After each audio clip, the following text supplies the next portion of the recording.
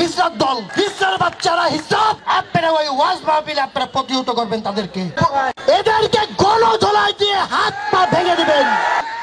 তোদের মতন কুলাঙ্গারদের এই বাংলাদেশে থাকার দরকার নাই। সামনে এসে কথা বল, আবারও বলছি সামনে এসে কথা বল। ফেসবুকে বসে কথা না বলে, ওই বিদেশের থেকে কথা না বলে সামনে আয়। আমি একা তোদের সামনে মোকাবিলা করবো, তোরা সামনে আয়। তোরা রাতের অন্ধকারে আসিস রে ভাই, তোরা দিনের আলোতে আয়। তোদের মোকাবেলা করার জন্য ছাত্রলীগই যথেষ্ট, তোদেরকে প্রশাসনের কোনো লোক কিছু বলবে না। আমরা মাঠে নামবো। এই হিজড়ার দল, সামনে এসে কথা বল। হিজড়ার বাচ্চারা হিজড়া, তোরা সামনে এসে কথা বল। কাপুরেশ্বর দল, কুলাঙ্গারের দল, তোরা দিনের বেলায় দেখি তোদের কত ইমানি শক্তি।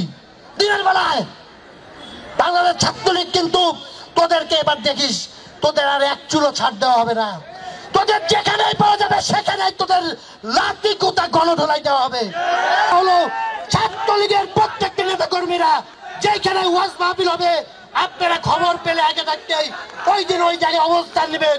যদি যেখানে জামাত শিবির মৌলবাদী জঙ্গিবাদী, সেখানে পিটিয়ে তাদেরকে আইন শৃঙ্খলা রক্ষাকারী বাহিনীর গাড়িতে তুলে দেবেন। মাঠ দিয়ে লাইটটাই উঠিয়ে দেওয়া হবে।